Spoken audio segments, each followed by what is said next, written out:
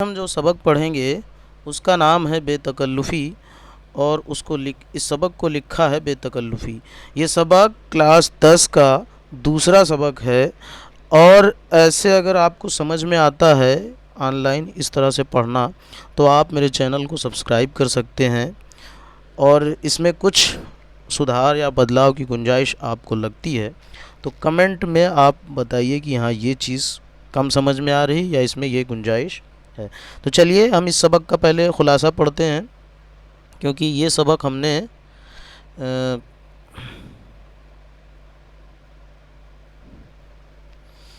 اس کا ہم نے خلاصہ پڑھنا ہے۔ تو خلاصہ دیکھتے ہیں کہاں سے وہ شروع ہوتا ہے، ایسے کہ یہ سبق ہماری کتاب میں تو مل جائے گا، اس کا خلاصہ ہم یہاں پہ دیکھ لیتے ہیں۔ خلاصہ میں لکھنا کیسے ہے، یہیں سے آپ اپنے کاپی پر خلاصہ بھی نوٹ کر سکتے ہو۔ یہ ایگزام میں لکھنے کے لیے آتا ہے کسی بھی سبق کا خلاصہ، تو یہ آپ نوٹ کر لیجئے، اس کو ایگزام میں لکھیں گے 5 نمبر کا آتا ہے، 5 نمبر پورے آپ کو مل جائیں گے۔ تو چلیے ہم ایک ایک لفظ پڑھ کے بتاتے ہیں کیسے اسے لکھنا ہے اور کیسے سمجھنا ہے۔ سبق بے تکلفی کنہیا لال کپور کا انشائیہ ہے، جس کا آغاز وہ استاد ذوق کے اس مصرعے سے کرتے ہیں کہ اے ذوق تکلف میں ہے تکلیف سراسر۔ آپ ذوق کے اس مصرعے کی وضاحت کرتے ہیں ہوئے تکلیف کے فوائد اور بے تکلفی کے نقصانات کو مزاح کے انداز میں بیان کرتے ہیں۔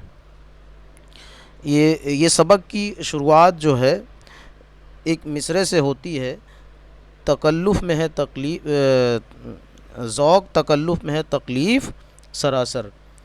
اس کے بعد یہ سبق شروع ہوتا ہے، تو اس کو یہاں پہ تشریح کیا گیا ہے۔ اب آگے دیکھتے ہیں، اس کا خلاصہ کیا گیا ہے، آگے دیکھتے ہیں۔ مصنف کے نزدیک تکلیف بے تکلفی سے کئی درجہ بہتر ہے۔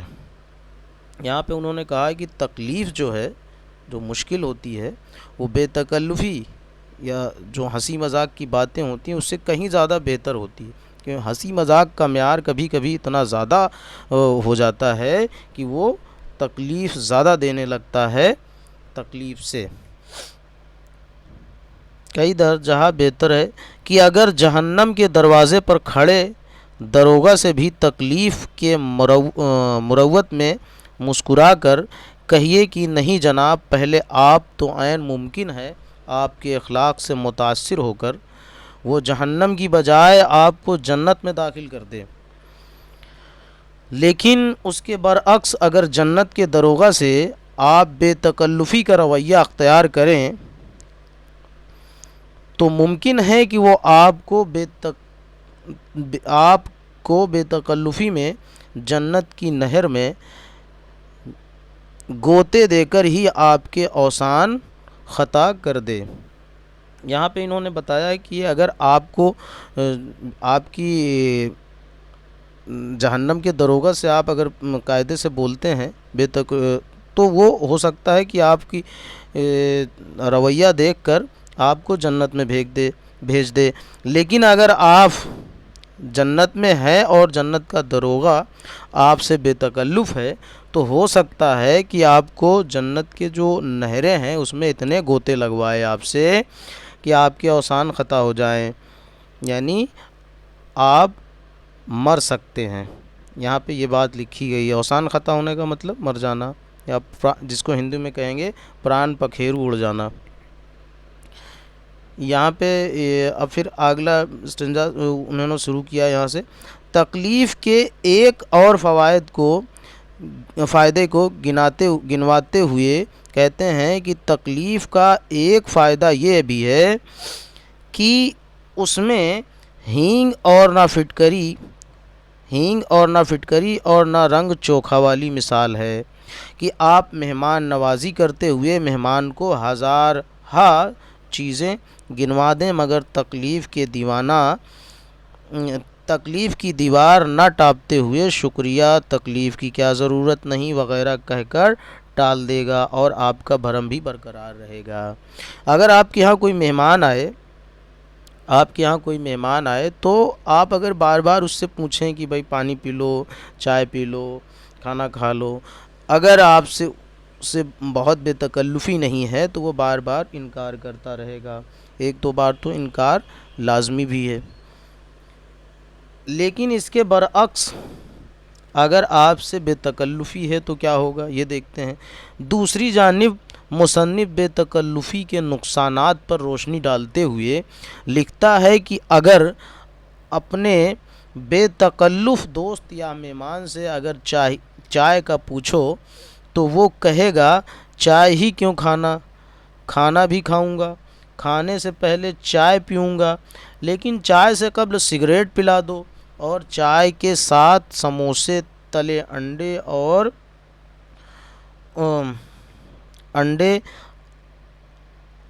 گاجر کے حلوے وغیرہ کی فرمائش کرے گا۔ اگر آپ سے آپ کی دوست کی بے تکلفی ہے تو وہ ایسے مرحلے پیش کرے گا۔ اب آگے کیا لکھا ہوا ہے چلیے دیکھتے ہیں۔ بے تکلفی کی ایک اور قباحت گنواتے ہوئے مصنف لکھتا ہے کہ یہ بے تکلفی کبھی کبھار آپ کے لیے باعث شرمندگی بھی ہو سکتی ہے۔ کیا کیا باعث شرمندگی ہو سکتی ہے، کیسے ہو سکتی ہے؟ انہوں نے آگے لکھا ہے کہ جیسے اگر آپ کسی معزز شخص کی صحبت میں ہوں، اس دوران دروازے پر آپ کا کوئی بے تکلف دوست آ جائے اور دروازہ کھولنے کی تاخیر میں اس کی زبان سے بے تکلفی میں بولے جانے والے کلمات شروع ہو جائیں، کہاں مر گئے ہو وغیرہ، گھر میں داخل ہو کر مہمان کو دیکھ کر محض یہ کہہ دے گا کہ معاف کیجئے گا میری ذرا ان سے بے تکلفی ہے۔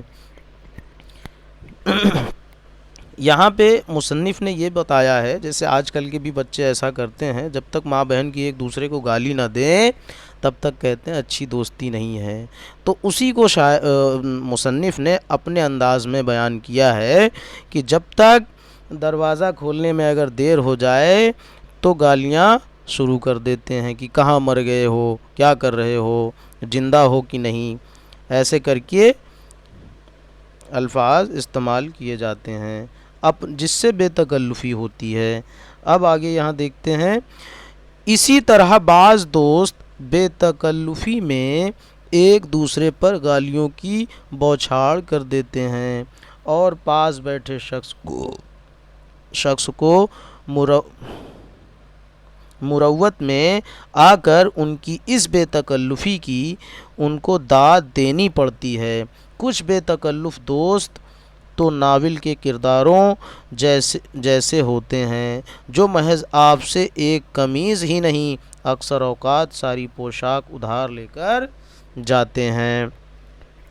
یہاں پہ ایک پوشاک کا ذکر کیا گیا ہے جو کہ کتاب میں جب ہم پڑھیں گے تو اس میں تھیکرے کا ایک ڈرامہ ہے، اس کا ایک کردار ہے، تو یہاں پہ اس کا ذکر کیا گیا ہے۔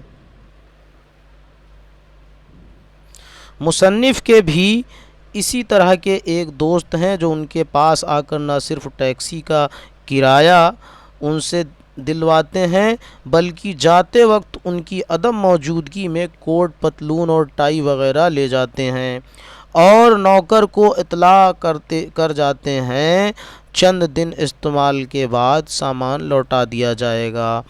مصنف اپنے ایک اور بے تکلف دوست کا قصہ بیان کرتے ہیں جو ان سے انارکلی بازار میں ملا تو بیچ بازار میں مصافحہ کرنے کے بجائے اتنی بار بغل گیر ہوا کہ راہگیروں نے دانتوں میں انگلیاں دبا لیں۔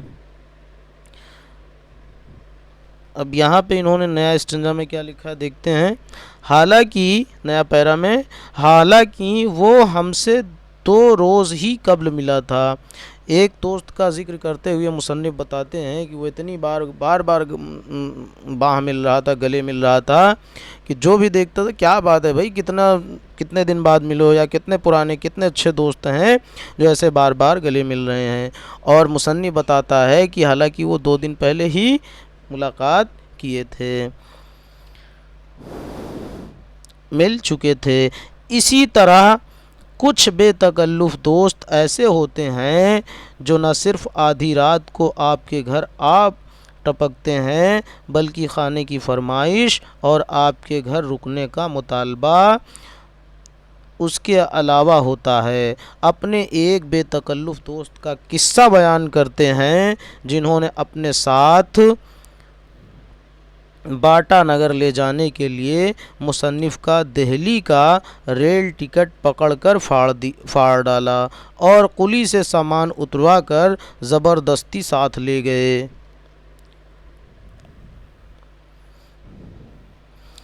یہ آخری پیرا ہے، اسے دیکھ لیتے ہیں۔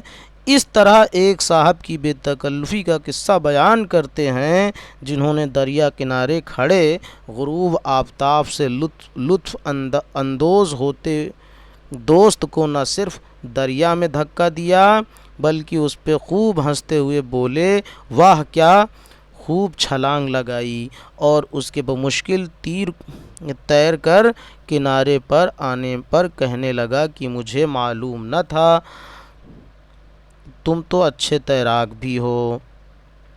آخر میں مصنف نے یہ نتیجہ نکالا کہ تکلیف سراسر نفاست جبکہ بے تکلفی کثافت ہے۔ بے تکلفی غض بھر لمبی زبان جبکہ تکلیف زیر لب تبسم ہے۔ مصنف کے مطابق استاد ذوق نے غالباً تکلف کو اسی لیے تکلیف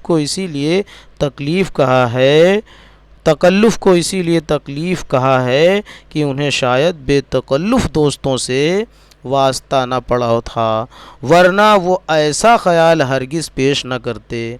تو یہ اس سبق کا خلاصہ ہو گیا۔ اب یہ اقتباس ہے، یہ الگ الگ اس میں آتا ہے تو اسے ہمیں پڑھنے کی ضرورت نہیں ہے، تو ہم چلتے ہیں سیدھا سوال جواب پر۔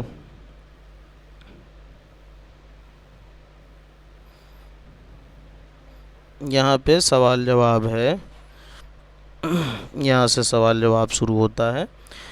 بے تکلفی سے کیا پریشانی ہوتی ہے؟ بے تکلفی سے کبھی کبھی سخت شرمندگی اٹھانی پڑتی ہے، یہ پہلا سوال ہو گیا۔ دوسرا سوال ہے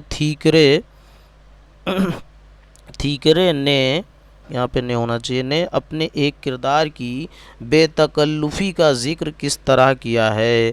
جواب ہوگا تھیکرے نے اپنے ایک کردار کا ذکر اس طرح کیا ہے کہ وہ صاحب جس کے یہاں ٹھہرتے تھے اس سے رخصت ہوتے وقت ایک قمیض مانگ لیا کرتے تھے۔ یہ سوال پچھلے سال آیا تھا بورڈ کے ایگزام میں۔ اگلا سوال یہ ہے، اے ذوق تکلیف میں تکلیف سراسر، اس مصرعے میں شاعر کیا کہنا چاہتا ہے؟ یہاں پہ شاعر کیا کہنا چاہتا ہے دیکھتے ہیں۔ شاعر یہ کہنا چاہتا ہے کہ تکلیف بری چیز ہے، اس میں تکلف بری چیز ہے، اس میں تکلیف ہی تکلیف ہے۔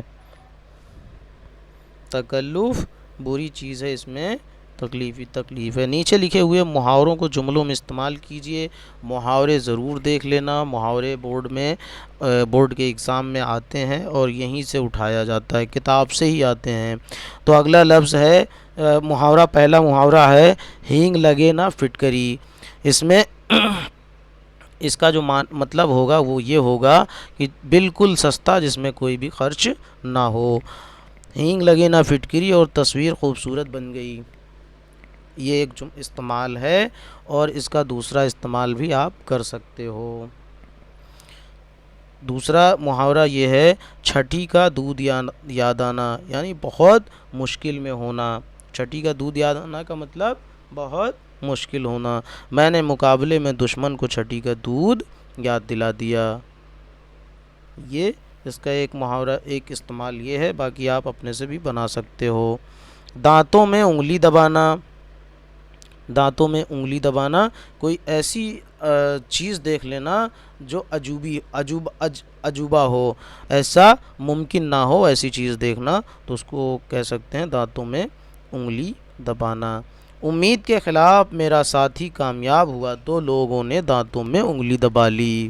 کوئی ایسا ساتھی تھا جو پاس ہونے کی کامیاب ہو گیا کسی چیز میں اور جس کی کسی بھی طرح سے امید نہ تھی، تو اسے کہیں گے امید کے خلاف میرا ساتھی کامیاب ہوا تو لوگوں نے دانتوں میں انگلی دبا لی۔ اب اگلا جو ہمارا سوال ہے وہ قواعد کا یہ ہے، نیچے دیے لفظوں سے واحد جمع بنائیے۔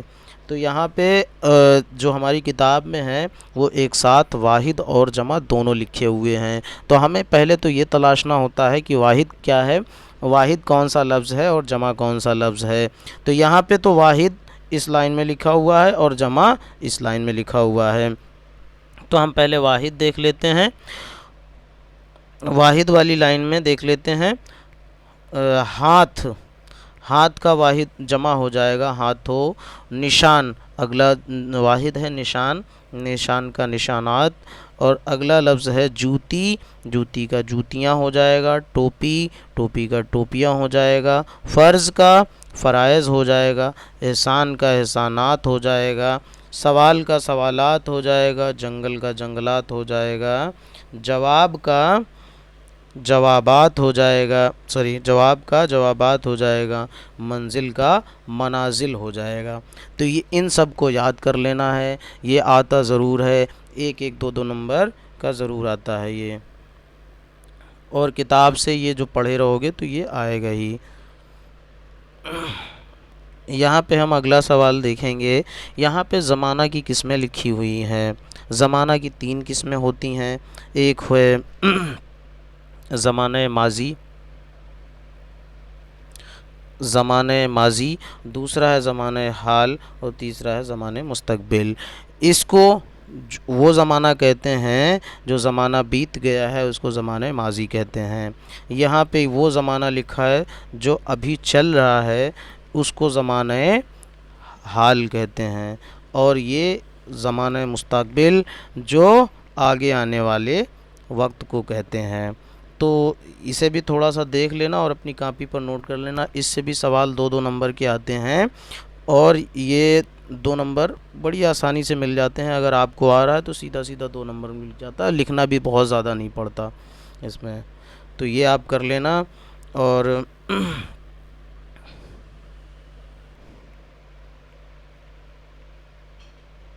اب اس کے بعد یہ سبق ختم ہوا ہے۔ اگر اس میں اور کسی طرح کی گنجائش آپ کو لگتی ہے، کسی اور ٹھیک کیا جا سکتا ہے، اس ویڈیو کو اور بہتر بنایا جا سکتا ہے، تو وہ کمنٹ میں کر کے ضرور بتائیں۔